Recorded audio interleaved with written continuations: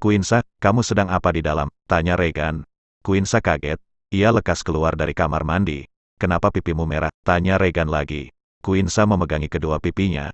Lalu ia mendorong tubuh Regan dengan kasar hingga jatuh ke ranjang. Quinsa nampak masih mengenakan sepatunya. Ia naik ke atas ranjang dan menata kasur, dan bantal guling diletakkan di tengah-tengah seolah sebagai pembatas. Regan masih menatap apa yang dilakukan istrinya. Oke. Mulai sekarang aku bobo di sebelah kanan dan kau di sebelah kiri, ujar Quinsa. Lalu Regan mendekatinya, namun Quinsa langsung mundur sembari menutup hidungnya hingga membuat Regan heran dengannya. Maksud hati untuk mundur, namun Quinsa malah terpentok tempat tidur dan akan terjatuh ke belakang, namun Regan langsung menangkapnya. Mereka bertatapan dengan jarak yang sangat dekat. Quinsa mendorongnya lagi. Ia menelan ludah secara kasar sembari merapikan rambutnya yang berantakan itu. Kenapa kau mendadak menjadi aneh sekali? Tanya Regan. Pokoknya kita tidur harus ada penghalangnya. Aku gak mau melakukan malam kedua bersamamu. Saat itu aku hanya hilaf. Aku menyesal sekali, jawab Quinsa. Regan mendekatinya lagi. Quinsa sudah mengambil guling dan akan memukul Regan dengan guling tersebut jika melakukan hal yang aneh. Tubuh Regan membungkuk untuk menghadap Quinsa yang sedang duduk. Wajah Regan semakin mendekati wajah Quinsa. Quinsa sampai menahan nafasnya dan tak berani menatap wajah Regan. Matanya mulai menutup ketakutan. Regan hanya tersenyum kecil sembari mengelus kepalanya. Mata Quinsa terbuka lebar dan melihat Regan sudah menjauh darinya. Ganti baju dan lepas sepatumu. Besok aku harus mengajar. Regan mengganti pakaiannya di depan Quinsa, bahkan pria itu tak malu menanggalkan pakaiannya sampai benar-benar tak ada penghalang apapun. Quinsa tercengang melihatnya, lalu ia memalingkan wajahnya.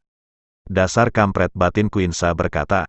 Lalu Regan memakai kaos dan celana pendek dan langsung terbaring di ranjangnya sampai guling yang ada di dekat Quinsa tergeser. Hoi, minggirlah ke sana, sempit ini, ucap Quinsa sembari mendorong gulingnya. Lalu Regan berkata pada Quinsa, ganti pakaianmu sana, sambil menatapnya.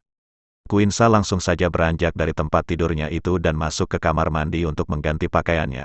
Di dalam kamar mandi dia terus menggerutu tidak jelas dan merutuki pria itu. Sialan, jika dia bukan suamiku pasti sudah aku smackdown dia, gerutu Quinsa. Quinsa, cepat tidur, sudah jam 10 lebih, ujar Regan. Regan berteriak dari atas ranjangnya.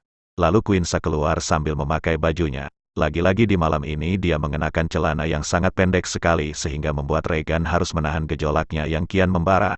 Quinsa naik ke atas ranjang dan tidur di tempatnya. Guling sudah tertata tinggi di sebelahnya, bahkan dia tidak bisa melihat Regan yang ada di balik guling itu.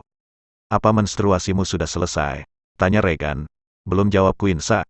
Bahaya juga jika setiap menstruasi sampai sakit separah itu. Jujur saja, saat kau tak sadarkan diri aku sangat panik sekali, bahkan ke rumah sakit saja aku tak mengenakan celana. Kau sungguh membuatku mati ketakutan, ucap Regan. Dasar pria aneh, kayak gitu aja diomongin, pikiran Quinsa berkata.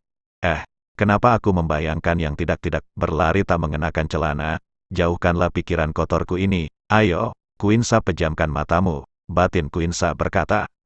Queen, sudah tidur? Tanya Regan. Dengan cepat Quinsa memejamkan matanya. Regan terduduk dan bisa melihat wajah Quinsa yang lucu saat memaksa memejamkan matanya. Dasar cewek mesum, kau pasti membayangkan yang tidak-tidak kan? Tanya Regan yang membuat Quinsa langsung terduduk. Mereka bertatapan ingin menamparnya lagi namun dicegah oleh Regan. Pantas saja kedua mantan istri dari pria itu tidak betah bersamanya. Ada hal yang tidak diketahui orang lain tentang sikap orang dingin tersebut. Regan tertawa melihat wajah sang istri yang menggemaskan itu. Tadi ucapanku bohong. Sudahlah, aku mau tidur, selamat tidur. Oh ya, jangan lupa matikan lampunya, ucap Regan sembari menarik selimut sampai ke atas kepalanya. Quinsa sangat geram sekali dengan Regan. Ia merutukinya di dalam hati dan berharap esok hari dia tidak bertemu dengan Regan lagi. Baru juga beberapa menit sudah terdengar dengkuran kecil dari sang suami. Quinsa semakin tidak bisa tidur. Dia berusaha menutupi wajahnya dengan tangan namun dengkuran sang suami membuatnya sangat kesal. Quinsa yang tidak bisa tidur berusaha untuk mencari kesibukannya sendiri. Quinsa turun dari ranjang. Ia melihat wajah Regan yang sangat tampan saat terlelap. Tak dapat dipungkiri lagi jika dirinya sangat mengagumi wajah pria menyebalkan itu. Setelah turun dari ranjang, Quinsa melihat-lihat rak buku yang tersusun rapi. Regan memang pecinta kebersihan dan kerapian. Tak heran walaupun dia seorang laki-laki namun mempunyai citra yang bersih. Di atas rak buku tersebut ada juga foto-foto saat Regan wisuda sampai ke jenjang S2. Melihat Pak Regan, kenapa aku malah merasa bodoh ya? Dia bisa bersekolah sampai tinggi, bahkan sampai menjadi seorang pengajar.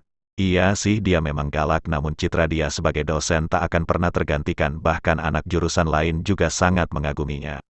Mata Owinsa melihat-lihat di sekitar rak tersebut. Ada buku yang menarik perhatiannya. Quinsa melirik Regan yang masih terlelap dalam mimpinya. Dengan cepat Quinsa membuka buku itu yang rupanya isi curahan hati dari Regan. Kayak anak cewek aja punya buku diari, batin Quinsa. Tangannya membaca lembar demi lembar buku tersebut. Sepertinya belum lama ini ditulis oleh Regan. Benar saja, Quinsa memang hafal tulisan tangan dari Regan. Regan menuliskan penyesalannya dalam masa lalu ketika masih menikah dengan Sena, mantan istri pertamanya. Quinsa semakin yakin jika Regan menyukai pernikahan dadakan ini hanya untuk kepuasan dan balas dendamnya. Air mata Quinsa menetes. Apakah sebuah pernikahan bisa dipermainkan seperti ini hanya demi kepuasan pribadi? Aku sadar jika kami digerebek dengan alasan tak berdasar, mesum enggak, berbuat aneh juga enggak, tapi rasanya jika bagi Pak Regan hanya untuk membalas dendam pada mantan istrinya terasa sangat aneh sekali. Seolah dia memanfaatkanku. Batin Quinsa. Dia lekas menutup buku itu sebelum dirinya sakit hati. Perasaan macam apa ini? Kenapa dia sangat kecewa sekali? Tak harusnya dia seperti ini. Quinsa keluar dari kamar. Dia menuju ke sofa sembari memainkan jemarinya sampai lecet. Bagaimanapun caranya dia harus berpisah dengan Regan.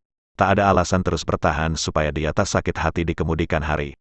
Quinsa membaringkan dirinya di atas sofa berharap pagi segera menjelang. Ada yang harus dia lakukan besok pagi. Sampai suatu ketika dia benar-benar terlelap di atas sofa tanpa memperdulikan dinginnya malam ini. Semoga saja itu hanyalah mimpi belaka. Pernikahan yang tak diinginkan ini